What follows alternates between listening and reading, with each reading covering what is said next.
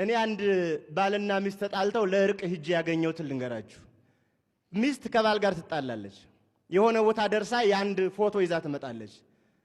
ደርሳ ስትመጣ ቤት ባለቤት ባለትዳር ነው፣ ህጋዊ ሚስቱ ናት። ልድረስብሽ ሲላት የአባታችን ፎቶ ባለበት እንዲህ አይነት ተግባር አይገባም ትለዋለች።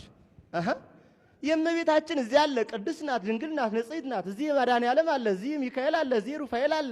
እነዚህ ሁሉ ስላት እያሉ ልጅ ወልደናል። እንዴት አባንተና ቤቴን ይፈታዋል? ወይ መንፍቀሻል፣ ወይ ደግሞ የተሳሳቱ ካለ መምህራን ይምጡ ይፍረዱኝ ብሎ ሄድን። እኔ ባባ አትምጡብኝ አለች። ገና ስዘጋው አትምጡብኝ፣ እሳቸው እንዲህ አድርገውኛል። ምን አድርገውልኛል? ችግሩን ልንገራችሁ። አንደኛ ቆሮንቶስ ምዕራፍ 1 ቁጥር 10 ሰው ከተነጅነት ማዕረግ ሲደርስ፣ ልበሉ፣ ሰው ከተነጅነት ማዕረግ ሲደርስ አነዘ ጳውሎስ ወአነዘ ኬፋ ወአነዘ ክርስቶስ ወአነዘ ጳውሎስ፣ እኔ አጵሎስ እኔ ኬፋ እኔ ጳውሎስ ነኝ ይላል። ተነጅ ሲሆን ክርስቲያን ሲሆን አነዘ ክርስቶስ ነው ምንለው እኛ። እኔ ክርስቶስ ነኝ ነው ምንለው። ይንተና ነኝ ይንተና ነኝ። በጣም ብዙ ክርስቲያን ግለሰብ አምላኪ ነው። አንዱ ምን አለ መሰላችሁ? ከፈዋሾቹ አንዱ ኢየሱስ ክርስቶስ አለ በገዳመ ቆሮንቶስ 3 ፈተና ተፈተነ።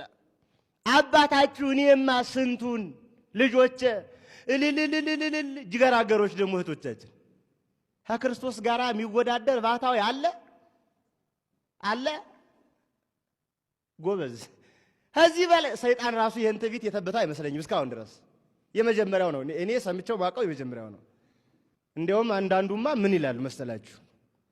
ቅዱስ ዮሐንስ መጥምቀ መለኮት አንድ ጌታን ነው ያጠመቀው፣ እኛም ገሊላ ብቻ ነው። እኔማ ዓለሙን አስታረቁ አጠመቁ። ጎበዝ ዮሐንስ 30 ዓመት በምድረ በዳ ሳይበላ ሳይጠጣ ኑሮ ከዚያም በኋላ ራጉኤል በትጋው ወዮ በጽድቁ ራጉኤል በትጋቱ ወዮ በጽድቁ የማይዳሰሱትን መለኮትን ከዳሰሰው ጋር የሚነጻጸር ትዕቢት እስካሁን ተነስቷል ከኛ ዘመን ውጪ። አራንዱስ እንዲህ አለ፣ በእናቴ ማይፀን እያለው ሰይጣን ሊያስወርደው ይመጣ አለ። ታው የዓለሙን ብርሃን አትንካ አልሁት አለ። ያን ጊዜ ወደ ኋላ ሸሸና ታው ዓለሙን ሁሉም ፈውስ ነው ስለው ትቶ የሄደ ፈራ። ዛሬም ማየት አባቱ ተልጥኝበታል። ጎበዝ ነበሩ። በእናታቸው ማይፀን ያውቁ ነበር። ይሄንን እያየ እልልልል የሚል አባ እናቱ እህቶቻችን ይብስባቸዋል። አባ አይርሱኝ ፍትፍት እየያዘ አባ እንዴ አባት ከፈለግሽ ስንት ቅዱሳን አሉ አይደለ?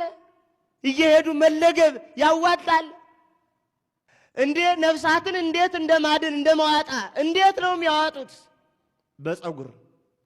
በፀጉር ነፍስ ከተዋጣ የወይዘሮ እንተና ስንት ኮኮስ የጠገበው አያድንም ነበር፣ ዓለምን ያስታርቀው ነበር። ይህም ስተት ነው።